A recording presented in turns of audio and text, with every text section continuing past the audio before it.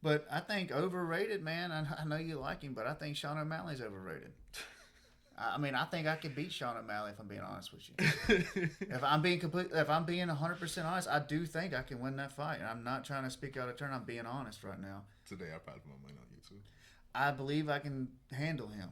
Fuck it, let's put it on the wood. Are people scared of you? Yes, and that's unfortunate because I thought about getting on like AI and making myself look fat so I can get matchups, but Damn.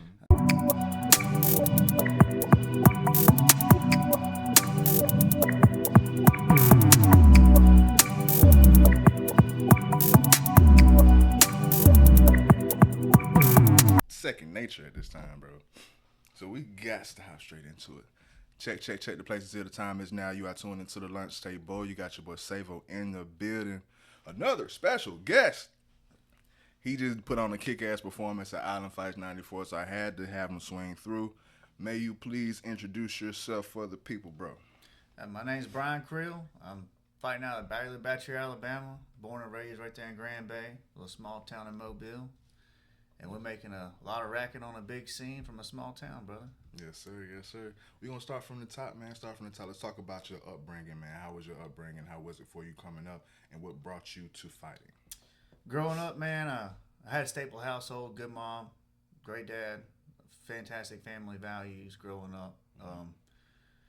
We grew up outside. We didn't grow up on PlayStations and tablets. We grew up outside playing like good children should, in my opinion. Get them feet dirty, get them hands dirty, you know. Right.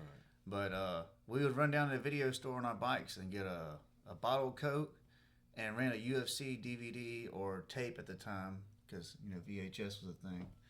And we'd come back and watch it, and then the next day we'd ride up on our bikes and we'd go with $1 and get another Coke and get another UFC. And I knew at that point I always wanted to be a fighter, and eventually that's where we ended up. Who were some of your favorite fighters growing up back then? My favorite was obviously Hoist Gracie because, well, I'll say obviously it's not too obvious if you don't know me, but both my brothers are over 6 foot. Mm-hmm. 161, 162. I have a half brother. I believe he's 6 foot, probably 240. I mean, I'm the run of the litter. So watching Hoist Gracie go out there and give it to them big boys was inspirational to me as a smaller child. I was like, well, let's go. That along, like I said, with the fighter inspiration, and as far as the big brothers and the big siblings and everything, and that little sibling syndrome, I guess you can say, if it had anything to do with just you being a fucking beast that you are now, man. Like, you would be, of course, like I said, you're not the tallest guy, but in that fucking ring, man, versus your opponent, you look like Brock Lesnar. So it's like, what was the inspiration behind just being a fucking beast? Well, I'm telling you, it all started when I was young. I grew up elementary school. I mean, I can tell you, I think it was like my kindergarten year was my first fight. Like I said, I was small, and guys tried to pick on me. And like I said, I have an older brother, and he's way bigger than me. So it ain't a foreign obstacle for me to have to fight somebody bigger. So my first fight was kindergarten. I beat up a fourth grader, and not that I was happy about it, but I didn't want to keep getting bullied like I was. Yeah, sometimes you got to take a stand. And just my whole life, I just don't tolerate being bullied, and I mean, we worked through it, and now as older, you know, growing up, I was always skinny, man, like skinny. And as I got older and I got more into doing jiu-jitsu, I started jiu-jitsu when I was 12, and then progressed forward, and then I went to the Marine Corps. And I decided, well, I'm going to get fit, I'm going to be in shape if I'm going to go to the Marine Corps because I don't want to be the weak body. So I got in good shape before I went, and I've never felt out of shape since that day. Yeah. And I've maintained a pretty good level of fitness now for 13 years. You can tell, pause, but like some type of Marine or Navy SEAL background. It's not like the average fighter per se. Like, nah, this man got something else, some other training. You've been trained as a weapon in multiple ways. I would say, for sure. But you already stated when you started fighting. As far as you starting your journey, as far as mixed martial arts. Were you always under the same team? Yes, I'm very loyal. I'm a very loyal individual, like to a fault. And shout out Sweet Tooth. There you go. And we like I said, we're not the biggest gym, but I think in the past 3 years, we're 28-1. with our athletes. Shit. Me being one of those athletes, obviously, and we're very proud of where we come from and the fact that we're not the biggest and the most elaborate looking gym, but we have the best teaching and discipline, in my opinion, in the region. I mean, I'll put it up against anybody's because the results speak for themselves. I don't get to the fights by accident. I get to the fight because I got somebody pushing me. Straight up, straight up. Shout out your team name one more time. Sugar Rush Fight Team. And in addition to the fight team, Sugar Rush comes from an original name. Can you plug this the side business as well? 100%, 100%, my man. Sugar Rush Donut Company. Shout out my coach, Marcellus Bosarge. Him and his wife own Sugar Rush Donuts. They've had it for I think 15 years now, and I mean, if you never had one, you're missing out. That's all I know to tell you, brother. Because Krispy Kreme ain't got nothing on Sugar Rush. That's what's up. That's bro. a fact. When it comes to your coach, man, like I said, you've known him for this long, so you being with him for this long, he has to be doing something right, or he has to have gained some credibility in as far as you're concerned. But what are some of the things that he has taught you, and what does he mean to you overall? Well, I'll put it this way. In the aspect of fighting, whenever I started training with him, I was 13, 14 years old. I started doing jiu-jitsu with him. And at the time, he was training in Roy Jones' gym over here in boxing, doing jiu-jitsu with 10th Planet. And he started teaching me jiu-jitsu. You know, we practiced hard. And I went to my first Atlanta tournament, and we went 1, 2, and 3, our team did. 1, 2, and 3, our first tournament. And since that day, I've just been specifically listening to his instructions. When we began boxing, I had completely 2 left feet. I mean, I couldn't skip to save my life. I'm talking about footwork. I mean, I spent months, like we have kids that come in the gym now, and I spent months in the corner by myself trying to develop my feet just so I can move left and right. Footwork does not come natural to you, boy, here. I am not a natural dancer. But, however, he stuck with me, and he put some very basic fundamentals into me in the very beginning. And without that, I would be nowhere. So without him, I would not be anywhere that I am today. I would be nowhere close to that. So, in a roundabout way, it means everything. You know what I'm saying? So, shout out to him, man. Now, being that you've been involved at this point, you've been a pupil this long, have you grown to be a coach or a mentor in any aspect in your own way? Oh, yeah. On Tuesdays and Thursdays, we have boxing classes, and a lot of those boxing classes, we have children from middle school, multiple high schoolers, and I step in and fill voids and help coach and coaching aspects, you know, and there's days where I'll run classes, but I've stepped in and helped with the many guys. I cornered a lot of fighters, and I've learned from him directly, and I teach the same thing I've been taught. I mean, I'm not going to reinvent the wheel because that thing's rolling downhill pretty good. Yes, sir. Yes, sir. Going back to you, though, what is your record thus far? So I'm 5-0 total as an athlete, but, I mean, Tapology is going to say 3-0, but, you know, not all of them show up. I haven't lost yet, and I don't plan on losing in the future. Hey, man, I wouldn't bet against you. I wouldn't bet against you, but fuck it. Let's put it on the wood. Are people scared of you? Yes. And that's unfortunate because I thought about getting on like AI and making myself look fat so I get matchups, but damn, brother, I'm telling you, I mean, I got into fight and I'm thinking, you know, this is a bunch of tough men in a small sport. You know, you're never gonna have a problem. But every time I turn around, I'll have 4 or 5 opponent changes every fight camp. Or some fight camps, they'll pull out last minute and I don't have a matchup. For instance, this match I just had. Yeah. There was a guy from Florida. He's a 6-time Muay Thai champ, 6'2", supposed to be a fantastic athlete.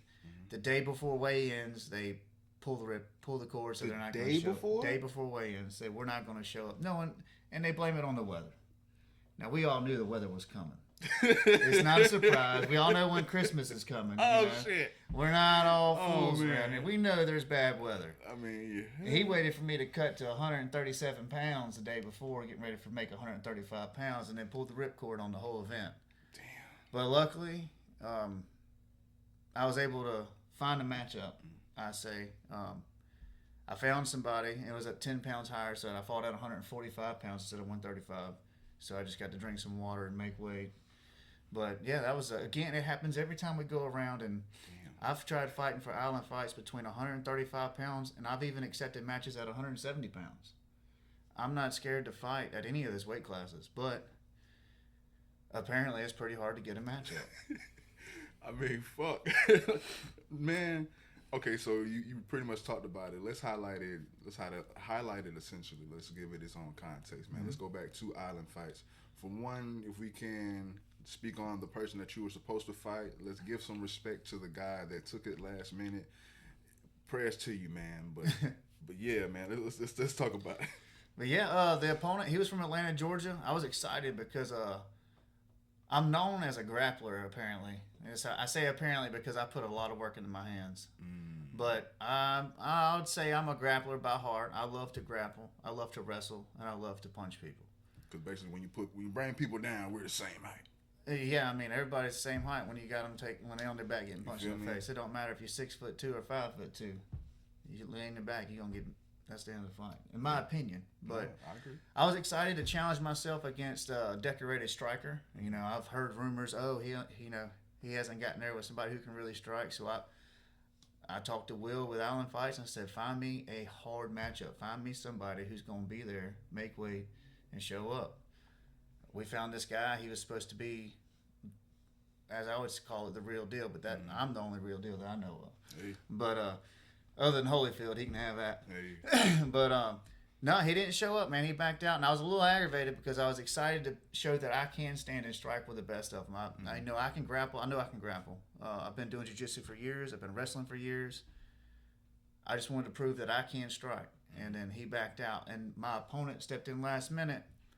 Respect to him. I had to tell him I respect him for it. But for sure, you know, I'm already a champ in another organization at 135 pounds. It's now called the PFA. It was called MNC. And when I won my 135-pound belt at that promotion, I had told the promoter that, hey, I'll fight the 145-pound champ because there's nobody else to challenge me. Well, the man who I beat up this past event called me easy work. Beforehand. So I never forgot it. So whenever my opponent fell out, well, you know, I sent a few direct messages to him. And I got to fight him, and he got to see just how easy this work was. So he had a hard night out, but I respect him for it nonetheless. Damn. You mentioned something. I want to dive deeper into. You know, saying you spend a lot of time training, a lot of time preparing, either for a certain opponent or just for just a new level in your own craft, and then that opponent backs out, or essentially there's a possibility that you're not gonna be able to showcase it, and then this happens, or not necessarily say this happens, but just we're gonna specify for in your case how someone came about.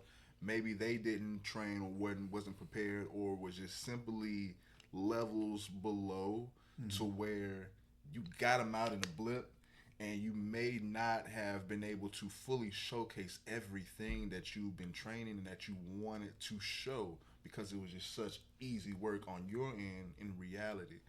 And like I say, it could be due to backouts, or like say originally your original opponent just could be just not that, or you could just be that better than your opponent. But when you put in that work and that training, and it goes like that, does it disappoint you? Is it unamusing, or is that what you're looking for? That's a great question. Because personally, I'm never satisfied. I'm never happy with anything I do. Because there's always something I can do better. I mean, I can be proud of myself, but to say I'm fulfilled, never. But I was looking forward to having to stand up strike with this other person.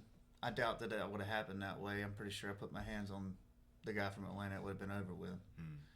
But honestly, I think it would have been the same look had I got involved with either opponent, because I believe just my level of where I'm at right now is higher than most people I'm going to come across. And there's a reason for that. And the reason for that is I work very hard.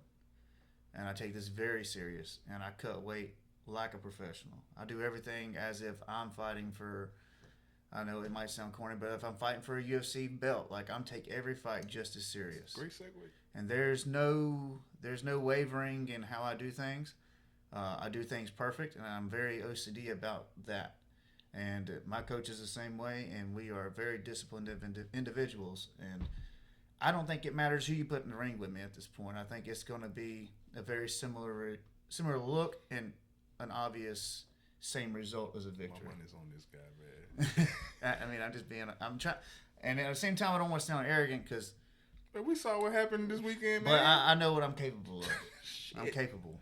I'll say that nonetheless. And it's like, oh man, fuck. But yeah, great segue. When you, and like I say, be honest. When I say, I know it can come off arrogant when you are just just on that level in a specific space. I can attest in some degree. I don't want to sound arrogant myself, but it's the truth. Mm-hmm. But when you honestly scope out the scenery, when you see and peep the competition that's in your proximity, do you see anyone at this level, at this time, formidable? Not that I know personally. Two-part question. Do you think it's time to just go up to that next level in UFC? Well, I think the next stage for me, to be intelligent about my decisions, would be to go ahead and claim this title here in March, because I'm going to get that title shot in March in Mobile. Okay. I'm going to go ahead and take that second 135 title. And then I'll probably defend it a time or two. Hopefully, if I can find matchups. If not, I'll just go to 145 and fight whoever they got there and take that belt too. I'll hang one off each shoulder and roll off in the sunset and go pro. Mm-hmm. But I'd like to find that athlete that can challenge me and push me to my absolute limit. I want to be challenged before I turn professional, because I believe it's good to find that hard competition before you find it when it absolutely everything rides on it. Because you can, in these amateur divisions, you can lose a match and it's not going to kill your career. Now, don't get me wrong, I don't ever want to lose. I don't mind getting beat up. I don't want to lose. But you don't look like an amateur, man. No, sir. I don't think I think I'm You're ready. not an amateur, dude. I'm ready to turn pro, but I got things I want to prove to myself. And if I can't find an avenue to prove it at this point, then I will turn so I can find it. And I believe that might have to end up being my option. I'm fully aware of it, but I just, in pursuit, of greatness, you got to make sure you're challenged. Mm-hmm. And I'm gonna make sure I'm properly challenged. Mm-hmm. And that what you just said will make for a great clip. And I promise to publish what you just said. But let's get real, man, because we're humans and then we're men at the end of the day, and we know there's a heart over your head response or lane and everything. I believe you just gave the smart answer, the head answer, you know what I'm saying, the PC answer, the answer that should go on news and sports center, you know what I'm saying, the one that's good for your publicity. But motherfucker, come on, man. Oh, I ain't no easy night out for nobody. It's not gonna be easy. I mean, look, if you better than me, you can be better than me, but you're gonna have to outwork me, and good luck, because I work hard. No, for sure. And I believe between those two aspects, I know what my ability is, and I know how hard I work, and I don't see anybody getting in my way. And like I said, my money's on you, man. From what I see, and from what I've seen, and from what I see, like I said, no glaze, but yay. I'm smart when it comes to betting on the right horse, you know what I'm saying? But respect to the competition in the proximity, respect to the area. Absolutely. This question I'm gonna ask has nothing to do with the talent, but with Island Fight Promotions specifically, just the promotions, everything, the event, the venue. How is it fighting under Island Fights opposed to other promotions thus far? Man, I love it. I love fighting for them. The first time I fought for Island Fights was 4 years ago. I fought another guy from Georgia, and I won that one as well, obviously. I'm going to say this: this is the third MMA fight in a row I've had. I have not got hit yet. So when we can put it, and and talk about what are we doing here then? And you're talking about levels. There's different levels, of course, and you're right. What you're observing, I do agree with. But to keep my ego in check, I have to humble myself, because I can let my ego go sometimes. But yeah, that's the third one in a row, no touches. It turned out pretty every time. Undefeated, untouched. People are literally running away. Mm-hmm. It's aggravating, my man. I'm telling you. Up to this fight, I've had like, why waste your time? Come on, man. Because you have the same problem at the pro circuit. It's an unavoidable issue when people are not. When I say there's fake tough guys in a tough sport, they're like a virus, and I believe that you should call them out whenever you do it. And I have. I've bagged on a few opponents here locally that have backed out on me, that are champs with other organizations or what have you. I'll call them out. I'll call a spade a spade. Call them out. Oh, I have. I'm Duck sure. season strong, brother. It's an extended duck season all last year. Respect. Oh, Yeah, I man. have. Yeah, man. It's your observations are correct. I agree with you. Going back into your upbringing, man. Like say you grew up outside. You grew up kind of. I don't want to speak for you, but I would Country. anticipate country, kind of rugged. You know what I'm saying? Let's get into these backyard brawls, man. Because I saw some footage of you in the backyard, and I love seeing shit like that. Shout out to Dog Fight. It's one of my favorite documentaries. But I love that backyard shit. Can you explain those days, that time? What was that like? And on the latter part of that, what is London Prize Rules? Okay, yeah, 100%, man. I'm glad you asked. So I got you. I've been training for years. Like I told you, I've been training for years. Before I ever fought, I trained. I've trained for a long time. And then I just started developing my hands a little bit. And one of my good buddies, Josh Mayo, he's one of my training partners, and he got injured in a car wreck, so he's not competing no more. But he called me. He called me one day and said, "Hey man, you want to come out and fight?" I said, "Well, who am I fighting?" And he said, "Some guy from Biloxi." I said, "When am I fighting?" He said, "Tonight." And I looked down, and I had an ice cold Michelob in my hand, and I was halfway done with it. And I was working over in Perdido, and he said, "I need you to come to Jay, Florida. We're gonna have it in the middle of the woods." I said, "Are you kidding me?" Shit. He said, "No, I'm not." He's like, "We can pay you a couple $100." I said, "I'll be there in an hour." So I drank my beer and took off my pants and put on some shorts and drove over there, and I fought one guy, and that's the one that's on YouTube. That was the first one. And then and we fought under like truck lights, like you couldn't see nothing. He hit me with a punch, I never even seen it coming. Like he nailed me, I never seen it until it hit my face. I was like, "Oh, this is great." The gloves or bare knuckle? This was gloved. Okay. And I did another one for him, and I think there was a pagan cult rally. I'm not sure exactly. It was kind of crazy, man. They had skulls with flowers on it. It was fuck? crazy, bro. But the show Trafficked. It's on Nat Geo. Yeah. Well, they were shooting a documentary for underground fighting around the world, and they said, "Hey, we're gonna shoot some footage, y'all. Do you want to come out and fight again?" I said, "Absolutely. I don't care. Let's do it. I like to fight, and that sounds fun." I showed up. As far as the setting that you just described, was that a part of the set or was that authentic? That's authentic. Oh, That's how shit. them boys roll. They're pagans, and that's how they roll. They have their little get-togethers, I guess. I'm not pagan. That's not me. But hey, they had a venue, and they had some eyeballs, and that sounded pretty fun. So I took part, and I beat the hell out of that boy that day, and it was fun. And I got to meet that Mariana Van Seller from Traffic. I got to meet her. I thought that was kind of neat. And I got to practice some of my striking without having to get in front of 1,000 people my first time out. So I got 2 fights with like 50 people watching. And then my third fight was at Allen Fights. And that was in front of probably 3,000-4,000 people my first time. And then this weekend, obviously, there was 5,800 people or something. So I think those 2 backyard fights, they allow you to work your nerves out, because going in there and you gotta get in a fist fight with somebody can be pretty nerve wracking. That was great.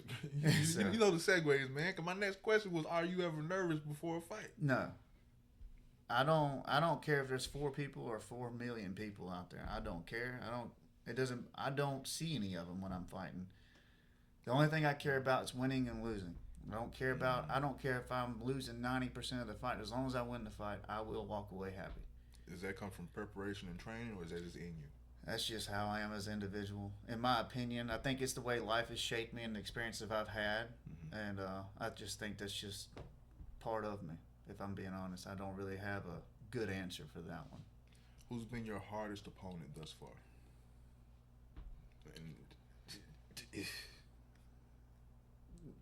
My training partners. If I'm being honest, I'm not going to chop any of them up to.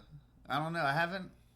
If they don't deserve it, they don't deserve it. Well, the one kid, he did hit me, and it did cut me, and I didn't see it. So I guess I have to give it that one. I guess if you're going to ask me, but I get beat up by my training partners way more. But the one guy, just because he was able to touch you once. Yeah.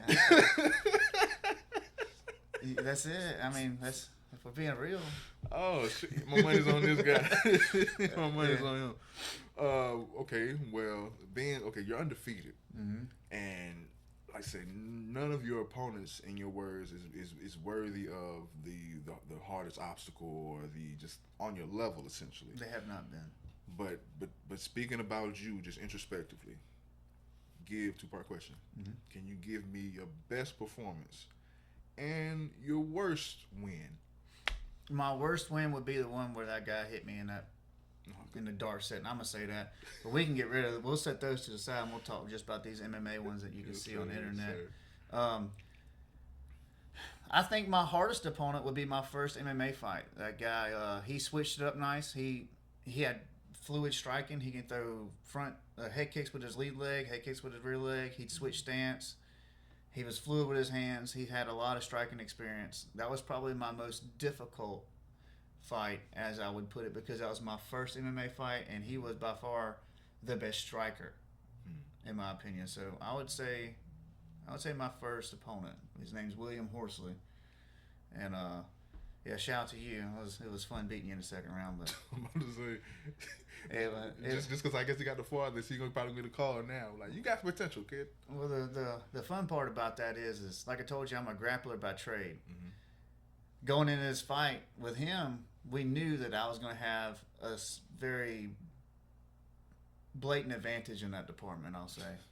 And trying to be nice. The whole idea of the fight camp was catered to my grappling being way more high level than his. Mm-hmm. Well, I walk out there to the fight, and my coach looks at me in the corner. He says, "Don't take him down." So now all of a sudden we've been game planning for me to take him down to wrestling. You're not allowed to wrestle no more, so you stand up and strike him. And then so I did. I didn't shoot a takedown. I didn't even try a takedown. He ended up shooting on me because I pressured him so much. And I touched him one time in the first round and dropped him. He got to his feet, and I got close again. He shot because he's scared of getting hit. Second round, he came out and shot another takedown, and I choked him out. Do you think, like I say, because you're so miles ahead of your opponents, and of course with your coach, they pulled that last rearrangement to the whole game plan. Do you think if you would have kept the original game plan anyway, you still would have got it done? Oh, way faster. He did. That's not the point. And the point wasn't for trying to find a better avenue to win. The point was he wanted to see how coachable I was going to be under the lights, performing in front of people. Oh, okay. Everything we do is a test. Gotcha. Even with this last fight we just had, I could have took and finished that fight quickly. And I'm just being real about it. You did. I could have threw combinations and knocked him out really quickly. I didn't want to. I wanted to show that I do have footwork, I do have striking, I do have timing. I didn't even want to go to the ground at all. And I was kind of upset with myself in the first round whenever I did kind of engage a little bit on the ground. That's why I kept getting up, and that's why I got frustrated and yelled at him to get up. It's not that I was mad at him. I was more angry at myself because I didn't do exactly what I wanted to do, which was not go to the ground at all. But, either way, I kept getting him. He didn't want to engage with me on the feet, so I had no choice. And then at the end of that last fight, you can actually hear my coach say, "Hey, he ain't going to get up. Go ahead and finish him." And then that's when I went down there and finished him. So everything I'm doing is on command. It's not a joystick. Yes, I'm just an item that he's using. You know what I'm saying? He's telling me what to do, and I do it, and it works. I don't know how to say it other than that.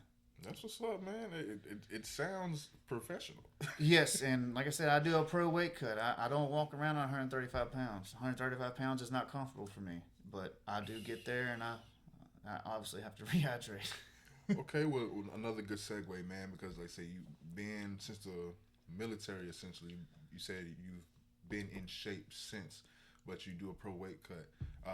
How often do you train? What's your training like, and how does it differ from around fight time? So I try to train at least 5 days a week.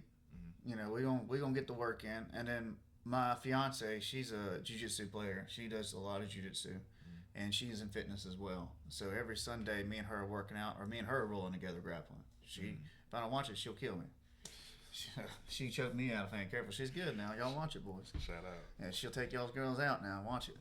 But 5 days a week at least, I'm training. I'm also really strict on my nutrition. Now, every week after every fight, I give myself a week. Like, I've had pizza, I've had wings, I had a cheeseburger, and I've had some beer this week. But next week is 100% back to my regular nutrition, and I don't get to have any, as they would say, mouth pleasure until after my next fight. So it'll be another 8 weeks till I have pizza again. What's your diet usually look like during training? For the up until about 3 weeks out, I'm allowed to have carbs, and then I'll portion my meals. It's a lot of clean eats. I'll say I like fish a lot because fish can digest quickly. I like chicken, and a lot. I don't oversalt anything. I don't have a lot of bread and yeast and stuff like that. I go white rice. I'm having carbs. Very clean diet, and I have to portion my sizes down because, like I said, I'm not naturally 135 pounds. But I'll start about 6 weeks out, and I'll eat two to three meals a day, depending on where my weight's at. And I'll start teetering off and make sure I'm around 155 pounds, fully hydrated, walking around. That way, I know I can make it to 135. And thus far, you've been steamrolling over everyone. So this question is kind of maybe redundant, but I still want to ask, man, what do you prefer? What would you prefer? A finish or a definitive decision? No, I don't want a decision. I mean, to me, I would like a good, clean knockout because I have one, but it's just not on footage. I would like to have a good, clean knockout, and that's what I was trying to get with this guy. That's why I didn't throw combos. I wanted to just land one punch and let him fall. That's what I was trying to do. But I mean, he kept moving away and didn't want to engage, so it made it difficult. Honestly, I like getting submissions because what better feeling than making a man quit? If I can make you quit and beg for somebody to save you, that means that I took your soul. Ooh, and if I can take your soul, then I own you. So I prefer to own you when I leave you. Damn. Shit. I had the second question already prepared. Took me out with that. But let's go back to the backyard brawls. Did you explain the London prize rules? Oh yeah, so London prize rules. I forgot. So the way they were explained to me and the way I understand them is there's no time limit, and you can get knocked down as many times as you want, but you have to make it back to the scratch line in 30 seconds. So if me and you are fighting and you knock me down, I have 30 seconds to make it back to the scratch line. However many times we can make it there, as long as both fighters can make it within 30 seconds, fight continues until somebody's completely done or quits. And, I thought that was fun because, I don't need nobody telling me I need to quit beating you up. I make you quit. Like I said, I like to make my opponent quit. I want them to know that they were not good enough. Shit. I mean, that is the ultimate defeat. I could hit you with a lucky left hook and knock you out, or I could make you beg to quit. And I'd rather make you beg because that means that you know that you were worse than me and I was better than you. Straight up. As a competitor. And it's not that I don't like, it's not that I dislike them personally. Warrior. Yeah, it's just the competitive mindset to me is, that's it. It's not that I have any malice in my heart. I don't hate anybody. But I am a winner and I'm going to prove it. Another question that may get a mild answer, man. Which fight actually taught you the most? My first MMA fight.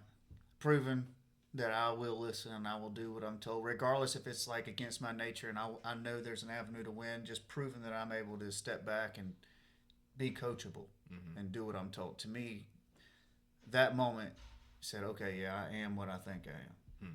That's what's up, bro. Give me your top 5 fighters of all time. MMA? Just fighters. Okay. MMA, boxing, all that. It's not WWE.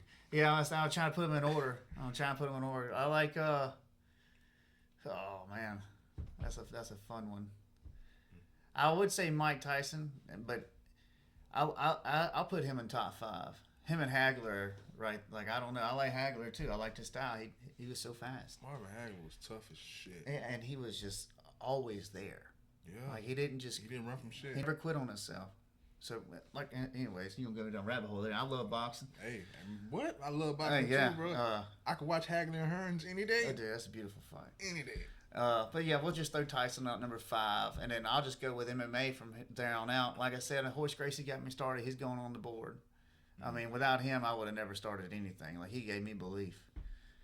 And then we'll go more modern day for the top 3. VHS days, huh? Oh my God, man, that is everything. And then I'd say my top three. I'll just say active. Active fighters. I'll say that top three active. Ilya Taporia. I love his fighting style. Freaking love it. That dude hasn't thrown a leg kick yet, and he's a world champ. So if you think leg kicks are important, you're wrong. It definitely hurt now. But I mean, you leg kick him, he punches you in the mouth. He's a world champ. He ain't threw one leg kick. You think you could beat Islam? Could I? No, you think Ilya? If he touches him, I think he could. But, however, we'll see. I think Arman Sarukian is the best challenge for Islam. That's what's up. And that's the match that needs to happen. But Dustin Poirier is going to go number 2. I love the heart that he fights with. DP. But my favorite fighter of all time, and one I kind of emulate a little bit if you watch our styles, is Justin Gaethje. If you watch my style and watch his style, you'll see similarities, and that's not an accident. You know the segues, man. You know the segues. Let's talk about UFC 324. Because we thought if he took this L, then he was gonna retire, and he came back looking vintage. Yeah, looking vintage. Now I feel like Patty could have wrestled more. But how did you feel seeing Justin Gaethje put on that performance this past weekend? Like you said, it was vintage. It's old school Gaethje. You know, what he didn't do though is he didn't throw leg kicks. And the reason why he didn't throw leg kicks is because he's worried about getting taken down. Yeah. Okay. And he even admitted it. He said he didn't want to throw him too late in the fight because he didn't want to give Patty an easy takedown. But he brought us that old school dog fight out of him because he knew he's going to have to rely on it. And you can't teach that. Either you have the ability to push yourself to that point and make those decisions to say, well, we're fighting, or you don't. And some people haven't. And that man has ate up with it. Like I said, I love his style. Now, the first round, I thought he looked a little sloppy. He was over swinging and getting out of balance and everything because he was throwing absolute power. Yeah. But that second round, when his coach reeled him back a little bit, you could see where he settled in and started sitting properly on his punches, and they started landing. And after the first round, I knew it was over with because that was Paddy Pimblett's best chance is to make either him gas out, make Gaethje gas out, or to establish a good tempo for the fight, which he didn't either. Yeah, because I don't see how you can make him gas out on feet.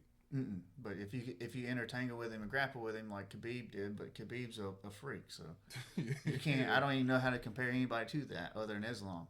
Yeah. And then look what happens every time he fights somebody. It's just as dominant. So yeah, I feel like in my opinion, I feel like Islam the best left. Shout out to John Jones stepping back and forth, whatever he wants to do, but I feel like Islam the best left in my opinion. But when I asked you as far as Ilya versus Islam, the can I, when you thought I was referencing you, bro, yeah. I heard it in your voice that you wanted me to reference you just so you could say hell yeah. No, I wasn't gonna say hell yeah. I was gonna say I'd love to fucking try. Yeah, well, I mean, I ain't gonna sit here and say I can, but I'm not gonna tell myself I can't. But however, I do think it'd be fantastic. Go in there, be a great learning experience. I mean, I'm not scared to spar or strike with anybody. I mean, if you're better than me, I'm gonna learn from you. Yeah, it's like asking a basketball player would they want to play against LeBron James. 100%. Yeah, you're gonna get in there and play with a goat. You might as well learn you something while you're doing it. You might not win your first time out, but you're gonna learn something. Yes, sir. Yes, sir.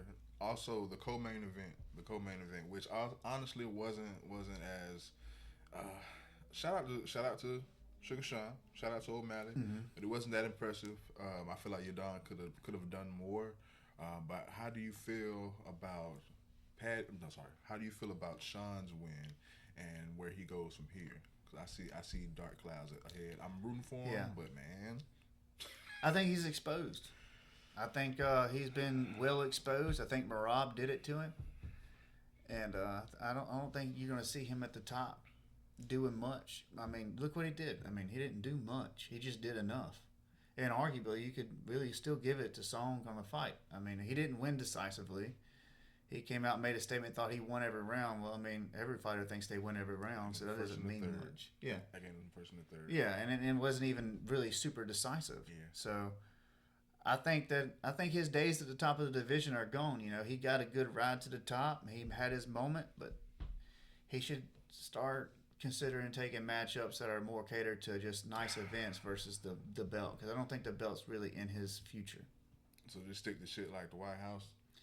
Yeah, entertaining fights.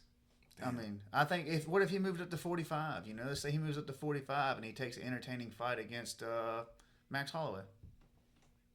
Max will kill Sean right now. But it'd be a stand-up striking match, and it'd be better for Holloway versus for a fighting a wrestler because he can't grapple.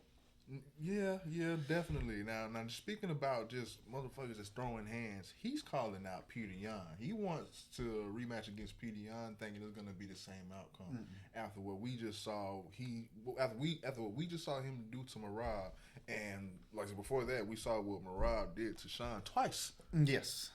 And Peter looked miles ahead of Marab in that fight. He wrestled Marab and cracked him every time he shot with that left hook, like with the straight left, the left jab. Like, I am a fan of Sean. I'm a fan of Sean, but I'm a realist when it comes to sports. You know what I'm saying? When it comes to shit like this, I'm not gonna lie to myself. I was rooting against him. I was rooting for him against Marab every time. It let me down. I don't know about Peter, man. Man, I don't think, to be honest with you, I don't think Sean O'Malley deserves a title shot. In my opinion, I mean, what's he done to earn it other than lose and win one? He lost, won one. Come on, man. There's got to be there's other people in line ready to get their shot, and I don't see it being a winnable fight for him anyways. I think Jan's got his number, and Jan also obviously has worked on his grappling, and anybody knows the key. Look at what Marab did to Sean. He just kept dumping him and dumping him and dumping him. You don't think Petr Yan can do the same thing? He will. Damn. And, hey, I like watching the Sugar Show when he's loose and he's letting loose with them hands. It's fun to watch, but it's just, I think he's been exposed at this point. Yeah, and definitely the Max Holloway fight would be electric. That'd be fun. Hell. That'd be a fun matchup because you know they're both going to stand up and strike. I think Max Holloway knocks him out, but I still think it'd be a fun fight. Yeah, because I believe Max Holloway can take a Sean O'Malley punch. Yeah, for breakfast. Like, come on, man. No, for sure, man. Not too much on, like I said, I still mess with Sean. You know yeah, he's entertaining for sure. Yeah, man. Any sights on your next fight? I don't know who it's gonna be. We'll see. Even if I had a name, I'm not even sure if that person's gonna make it. But I know there's a current champ, but apparently he's not going to be able to defend his title. I think he's moving on to something different. And they've mentioned a few names, and nobody that I know of at this moment has accepted it. But I do know from Dean from Dean Toole himself, said I'm getting a title shot in March for the 135-pound title. So it's happening. And they just got to find somebody who's willing to get in there and dance with me, I reckon.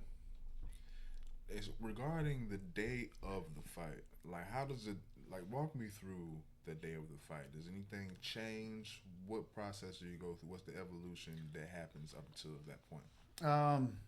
The morning of, when I wake up, obviously I get a good breakfast in, good healthy breakfast, and lots of water and electrolytes throughout the entire day. Make sure I'm properly hydrated. For this last one, for lunch, I went to Texas Roadhouse for lunch. Ate me some rolls, got me a steak, had some mac and cheese, and drank more water, obviously. Because it's post weigh-in, correct? Yeah, it's post weigh-in, so I'm allowed to finally eat, which is great because fight week I might eat 4 ounces of fish a day and that's it. Yeah, and I'm cutting about 7 pounds a day. Yeah, it's a rough week, but like nothing else outside of that fish, or like that's just all? fish. Yeah, just fish and vitamins, and I might have like a little bit of like a handful of lettuce maybe if I'm feeling a little spicy that day. But yeah, that's it, man. No sugar, no salts, no nothing, because I got to be able to cut all that weight out. If you just a little bit of sugar, a little bit of salt, or if you eat some carbs, I believe the math is like every gram of carbs you take in, it holds 5 grams of water. So your body won't give it up. So I'm just fish, and that's pretty much what I go on fight week. Now after weigh-ins, brother, I like to eat. I do eat, but I don't overeat, and I eat healthy. And as far as my diet, that's how that goes. And I'll go to the venue on fight day. You know, my least favorite part is how early they want you to be there. And I get it because a lot of people are incompetent and they don't show up on time. So I get why they want everybody there early. But the worst part is getting there 3 hours early before the fights, and then you're kind of just stuck, like, because you done checked in and you don't want to leave and go home and come back. Yeah. So to me, I'll go check in and see what I got to do and get it done immediately. If there's checking in with commissions for or whatever they may have going on, I do it real quickly, and then I go hang out with my coaches if they're there yet, or I'll go hang out with my fiance. Just go out there and just chill, just act like another day. I don't even think about the fight. Because it's not like those pay per view fights where they have a full lounge or green room where y'all can go back there, watch TV, and relax and shadow box and do all that shit, right? Not unless you're the co-main or main event. Okay. Then you'll have a personalized room. Now, if you're on the undercard, like not those two fights, they have a locker room, and then everybody's kind of crammed in the locker room. I don't want to be in there because then you got everybody in there who's people who are nervous. You can feel their energy. Like you walk into a locker room at fight night, you feel the nerves, you feel the anxiety in the room, and I don't want that around me. Yeah. So I'll go down the hall and be all by myself with my team, and we'll just hang out. I don't want to be in there with a bunch of people with anxiety because that'll rub off on you. Yeah. Now I was supposed to be the co-main for this last fight. Like I said, my opponent pulled out, so they had to move me down the card. They moved me from the co-main down to fight number 6 because I didn't have the more prestige opponent at that point anymore because we didn't know really what to expect from this guy. He's 1-1. There's no footage on the internet of him, so I didn't know what to expect. So he actually had fights before this? Yeah. Shout out to you, man, but y'all look like y'all just got him out of Taco Bell. Hey, man, some people just don't work hard, and it shows. I mean, you look at half that fight card, half the guys looked in shape, and half of them just don't. And then I don't think there's anybody that looks like me. My buddy Elwig, he's in shape. He was the main event. That's one of my training partners. We've been training together now for a couple months. But, I mean, there's only a few people who are at that high level of nutrition and physical fitness, and it shows. Like the man out here looking like Conor McGregor and shit. Like. And we looking at the dude. I don't know if you like Rocky. Rocky 4. No, yeah. Throwing it downtown. Yeah, just yaka. I'm like, leave him alone. Shit. So, like I told you, my coach seen the time was running out, and he told me, he said, hey, go ahead and finish. And I heard him say, finish the fight. And I was like, okay, then I'll go down and finish it. Because he was scared if we went to the second round, the guy was going to quit on the stool. Yeah. Because I hit him with one uppercut and split his face. And at that point, I could tell he was hurt, and I was just trying to make a show out of it, man. And fighting's fighting, but at the same time, it's entertainment. And you know, if I got plans and things I want in my life, and you're not gonna get it by being boring. Damn, you hit him up and cut him sideways. Shit. God. He stood up any longer. I hit him with backhand. You know. Dang. Can you? Just going back to the day of the fight, man. Can you explain just fight mode? What does it take for you to get into fight mode? What does that consist of? Can you detail fight mode? And then how long does it take for you to get out? So I take pride in being calm and collected in my thoughts. So like I have buddies who fight, and some of them want to get like super spun up, like I can't think like that. And to me, fighting is thinking. Yeah. Like I have to be able to think. I know it's gonna sound really dumb, but think but not think at the same time. Yeah, not overthink. Basically. Yeah, not overthink, exactly. And as soon as I start wrapping my hands, so whenever we start taping the hands, you know, getting ready, that's whenever I start. All right, well, we're getting ready to compete. Not that it really, to me, it's still like well, it's not that big of a deal. Like I get hit all the time. I'm not worried about getting punched. I'm not worried about getting kicked. I'm just worried about losing. For sure. I'm going to keep telling you that. I don't care about my health. I care about my pride. My pride is I'm not a loser. And that's all I care about. And so when we start wrapping the hands, I go ahead and put it in my mind, like, all right, well, it's time to go get another win. We hit some mitts. We start pummeling and go over a few things. And then I don't turn that switch, as they would say, I'm going to put it this way. You ever seen one of them dimmer switches where it kind of goes like halfway off? Or halfway all the way bright, or just a little dim. Yeah. I like mine somewhere in the middle, because if I go all the way up, I'm not thinking no more. And if you go all the way down, you might kill somebody. I'm too slow. Oh, like my thought process is too slow, so I have to find that happy medium for me. Because if I get spun up too much, it'll get all my nerves and anxiety, or you just wear yourself out because you're so anxious. Like, oh, let's go. That'll wear you out, and that'll beat you before you ever throw a punch. And even at this stage where like I say, you're miles ahead of who they feed you at this point. You still want to stay disciplined and stay contained to an extent and stay professional for when that time does happen. Absolutely. I'm cool, calm, and collected is what I try to maintain. Mm-hmm. Now, don't get me wrong. Whenever the fight starts and they say, "You ready? Are you ready?" I don't know how to explain it, but it's like as they say, everybody says getting in their zone. I know it might sound cheesy, but I don't see anything except for my opponent. Mm-hmm. I don't see anything. I see my opponent and I hear my corner, and there's nothing else in the world that exists at that moment except for that my opponent in front of me, Mm-hmm. and then nothing else exists.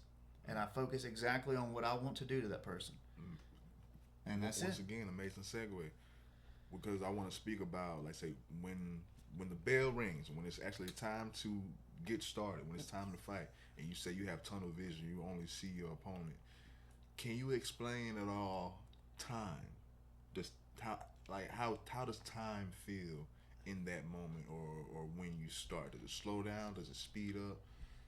Mm, I don't think. To me, it doesn't change. Time is just irrelevant. I mean, your fight lasts 2 minutes, but To me, just time. It just I don't even take. It's not relevant in my brain. I don't process time at that point. I'm just processing the performance. I mean, I didn't even know the round was almost over until my coach said, "Go ahead and finish it. He's not going to get up." Then I was like, "Well, it must be out of time," because another thing is in the back. Most of these amateur fights, you do 3-minute rounds. We agreed, and then right there at the last minute, he decided he wanted to do a 2-minute round because he didn't want to do 3 minutes. So I only had 2 minutes to get the fight done in the first round. So, like I'm saying, time to me was irrelevant because I've been training 3-minute rounds, and now it's 2 minutes. So I was just like, well, we're just gonna go out there and do my thing and see what happens. I guess that question or just that whole aspect is more relevant in boxing because boxing is more strategy. Yes. So especially with those many rounds and like the time, you gotta like strategize what you're gonna do in this round, and actually use that time. So yeah, it can be kind of different. You don't have much time. Like I didn't have any time with this fight. It was like I said, a 2-minute round. I was like, it was over. All that happened in a minute. There's 15 seconds left in the fight, so a minute and 45 seconds is all that was. Now a lot happened in a minute and 45 seconds, but I mean it was just a minute and 45 seconds. No, for sure. And I don't really know how to judge time in the moment. I'm just like, well, we're fighting, and then if the bell rings, then I'm gonna pause, and then we'll start fighting again when it rings again. Facts. Give me 3 things you cannot live without. Ooh. We'll go. I'm 3 things I can't live without. Correct. I don't want to go. God, that's a hard one. Because I'm a really literal person, so obviously you can't go without air. I'm about to say air, water, Yeah, food. yeah, that's literal. But I'm saying metaphorically, Yeah. man. I don't want to go without a family. Mm-hmm. I don't want to be alone. I'm blessed. I got a fantastic 9-year-old son. He's amazing. I got a beautiful fiance, and she has a child. He's 12, and I don't want to. I couldn't live without my family. I'll say that. I like how. To me, that's important. Family. I say friends are important as well, but I'm gonna chop that all that in the same category. Friends and family, that's the same category. But I'll take that. yeah, and then if we're gonna have fun with it, man, I don't think I could live without ice cold beer. Hey. I like to celebrate with a cold beer when I'm done. So I mean, outside of friends and family, man, that's like that to me. That's the most important things in life. If you don't have friends and family, you don't. What do you really have? You can have all the money in the world, but you're still a poor person. Favorite beer? Right now, man, I like Michelob. Everybody on Michelob. No, it's the green can though.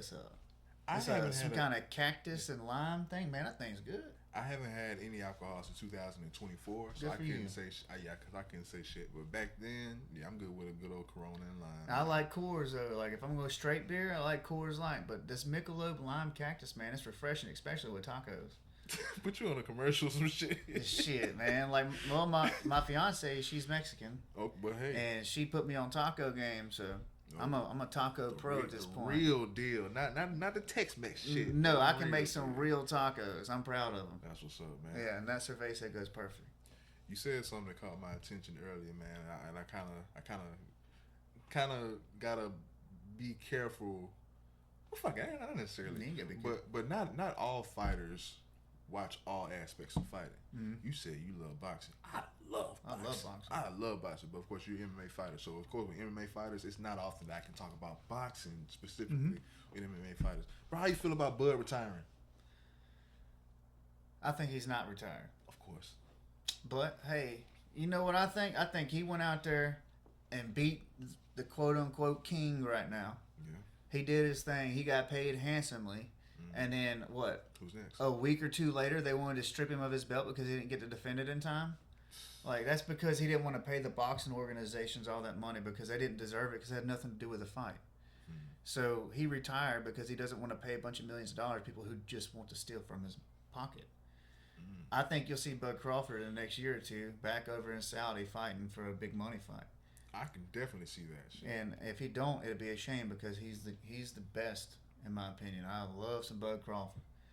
And the way he, in my opinion, he shined on Canelo. Yeah. Like, and that's, you don't see that. No. And since Floyd. I mean, and to be honest, Floyd didn't do him like that. Floyd caught Canelo at the beginning of his career. That's why, and Floyd even admitted he caught him early because he didn't want to catch him late because he couldn't beat him. Bud beat his ass. Yeah, Bud took it to him and Bud hurt him. Yeah. Floyd never hurt Canelo. Had him looking like, what? Yeah, he had him confused like, damn, like, this man's cracking me. Like, yeah. I would say he's definitely the greatest fighter of this era, post Floyd, for sure. Yes, and then you gotta look at what Usyk's doing though. I mean, that is a hard night out for anybody, man. Is it true that him and Deontay Wilder gonna get it going? I hope Deontay. I mean, I'd like to see the fight. I hope Deontay gets the fight. He's not gonna win the fight, but I'd like to see him fight again. He's from Alabama, you know. I'd like to see him get back out there because he's been stagnant for too long, and Usyk's been hot, and he's still hot, and I just don't see Deontay Wilder is not the best boxer. He is a phenomenal puncher. Yeah, he's a brawler. Like, I put him in the street versus anybody. But he's getting in there with a legitimate boxer with Usyk. I mean, it's just not a good matchup for him. Yeah, because we saw with Tyson Fury. Because Tyson Fury can box his ass off. I do feel like he caught Usyk caught him on the latter part of his prime. Well, Fury ran away from him for a while. Fury ducked Usyk for years. So, I mean, who caught who?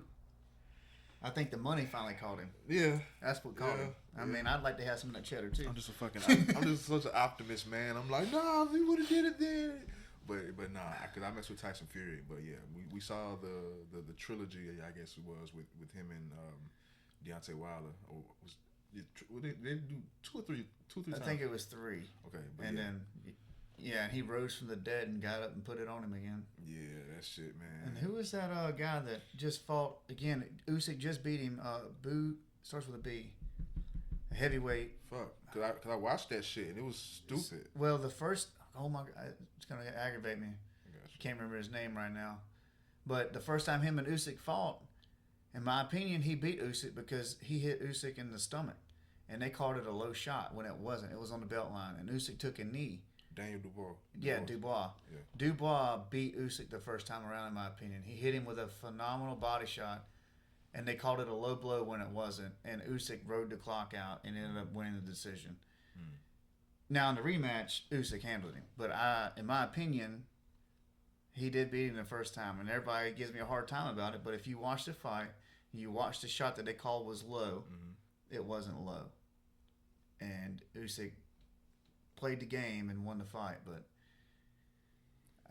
to me, he needs a one on that, another one added to that loss column, because Dubois should have been the world champ at that point. It would have changed all of boxing, but it didn't happen. It happened incorrectly, in my opinion. But he said it right by beating him. They had a rematch, and he clowned on him. So I can dig that. I mean, oh well.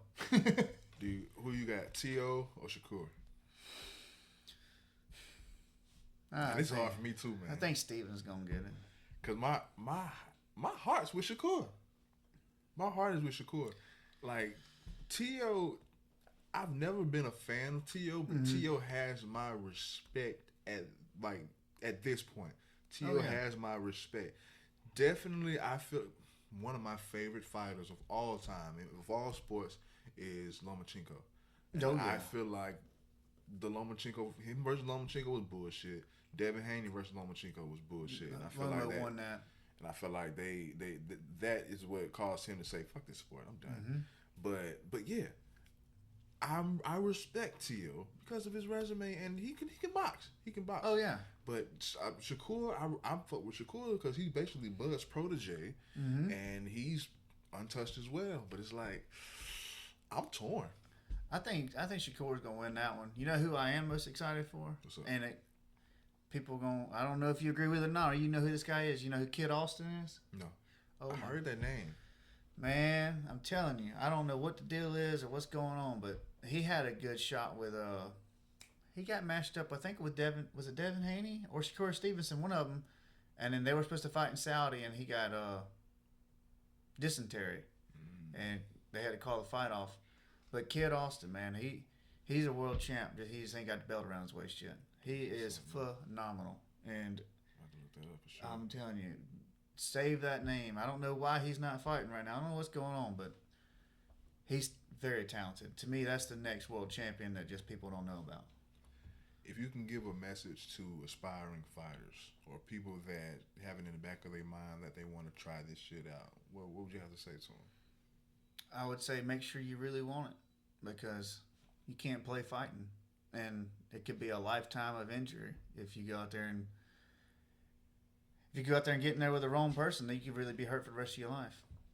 So I would make sure that you really want it and work hard and make sure you're ready, because if you walk out there and you're not ready, you're just going to get beat up, and you're not going to learn from getting beat up. You'll just be retarded. Where do you see yourself in the next 5 years? The next 5 years, if I don't make it to the UFC, I want to be at least in BKFC or DBX. My striking style, I do believe, is fantastic for the BKFC. And I believe I'd have even more fun with DBX cards. I don't know if you're aware of those, but those look so much fun for me. But the goal is trying to get on the Contender Series and make a stab at the UFC and see what I can't do. If not, maybe you know. You ready, bro? Fuck, you ready? Well, I hope so, and I believe in my heart. I know how good I am. I just trying to be modest and shit. Well, I just want to keep myself from getting too extended. You know what I'm saying? Because we all got egos, and trust me, I have a big ego, but I have to keep it in check, brother. It is hard to do sometimes. I feel you, bro, but like I said, man, like no disrespect, but like you're the horse that I would put my motherfucking money on, and I think like anybody with eyes could see that. Like, no disrespect to the talents in our proximity or the area, but in your class or just in classes next to yours, I don't see nobody fucking with you like I've seen yet. I don't know them. If they exist, I don't know them. I hope they exist. I hope I can find one to fight me in March. I want to find somebody who, like I said, I want to find somebody on the same level as me. I know they exist. I'm not the best fighter in the world at the moment.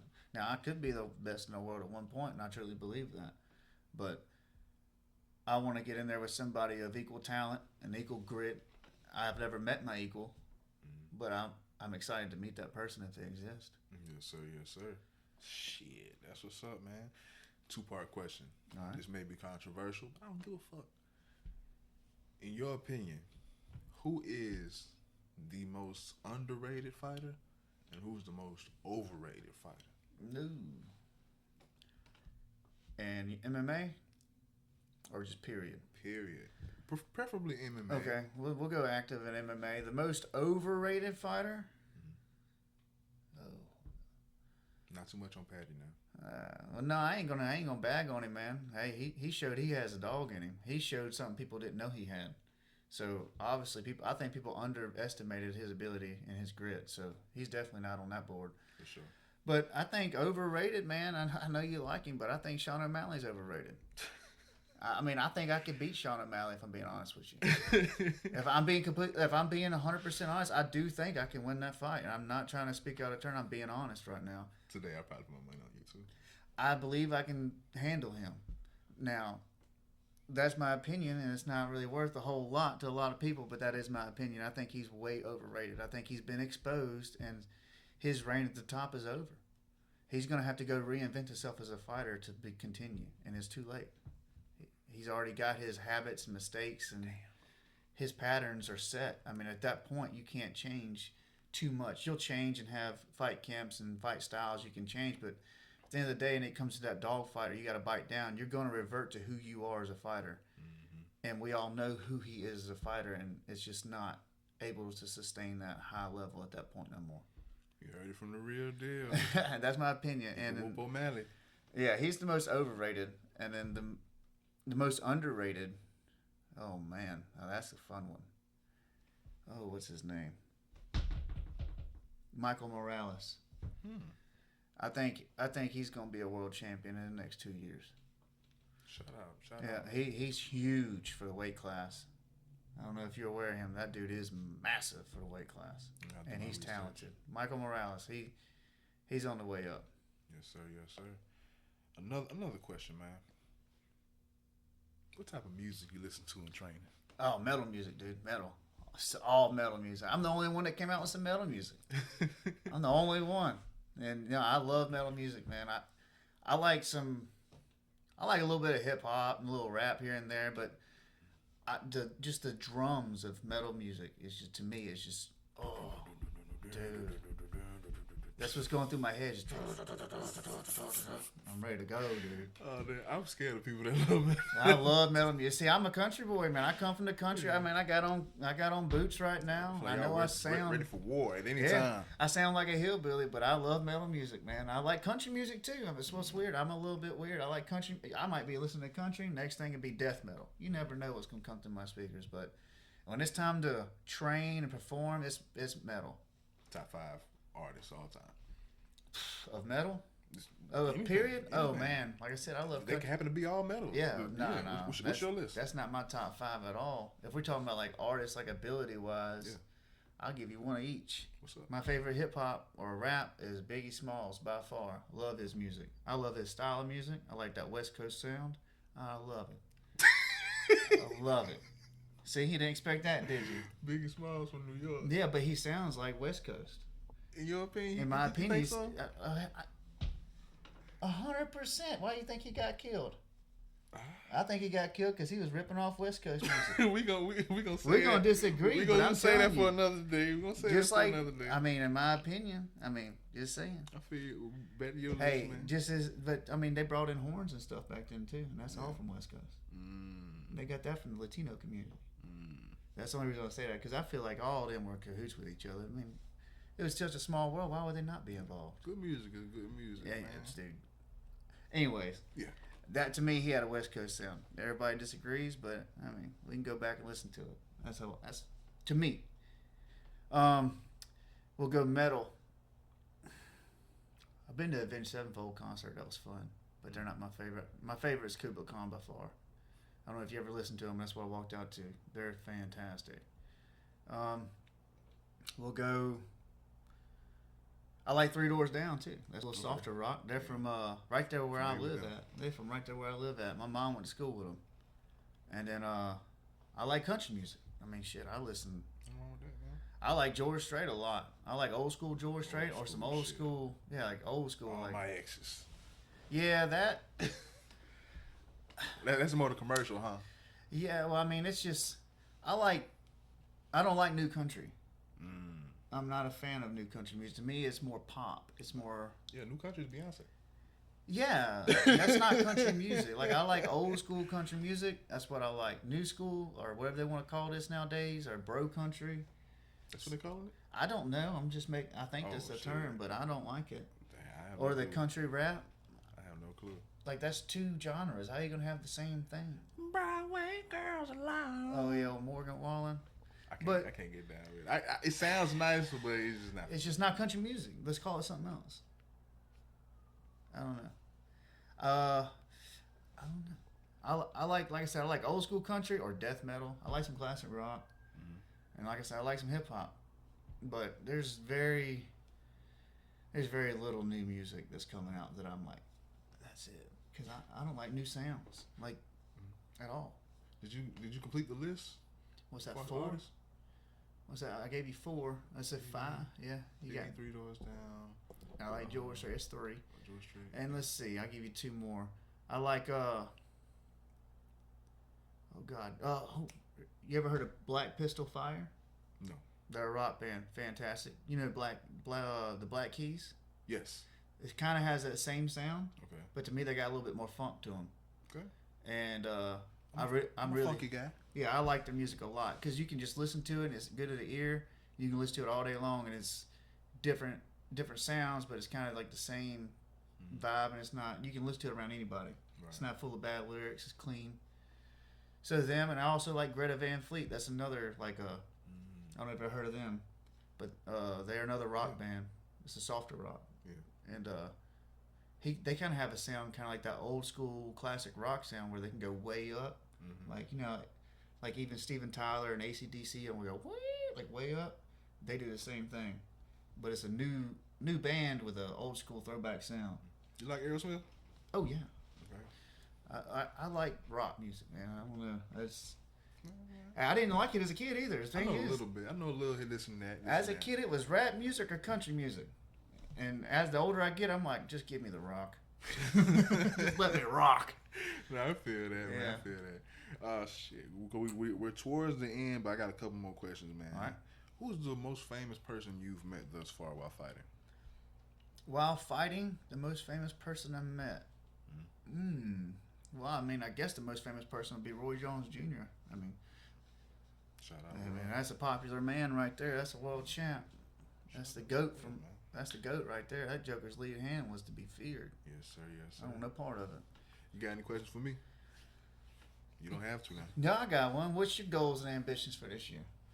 For this year, to get more eyes on this platform, to develop at least 3 more shows under my platform, to where I'm not necessarily in front of the camera, but more so just doing what I do behind the scenes and being the puppet master of it all. Definitely hit at least three more new states that I haven't been to thus far. Make waves there, do some content there, and keep serving the people. That ain't bad. And take this as far as I can take it. What's one piece of advice you give to anybody doing these media tours or podcasts? What's one piece of advice you got for people like me? This is my best advice. If you're the type of person that says, all right, I got an idea, I'm gonna do all this, but we're gonna do it March 1st. It's not gonna happen. No. Do it yesterday. Get started now. Fuck the quality of equipment, and who cares the what you have. You see where we at. Get started. You see, get the fuck started. Get started now. Lose now. Learn now. Because March 1st, when March 1st get here, and then you start and you realize, okay, you're gonna have to start learning. No matter how pretty you make it, it's still work. It's not for you, man. Nah. It's not for you. Like, you got to do this shit when you don't feel like it. Do it when you don't feel like it. That's exactly the same advice I can give for fighting. I mean, it's universal. It's discipline, man. It's universal, bro. It's universal for sure. Anything else? No, sir, man. I really appreciate you having me on here, and I appreciate you watching the fight, man. Yes, sir. I promise you, in March in Mobile, I'm going to have another piece of gold wrapped around my waist. This ain't the first belt. It'll be my second belt. I heard it. And then I'm going to get my third. Real deal. The places of the time is now. You got your boy Sable in the building. Checking out. Boom. So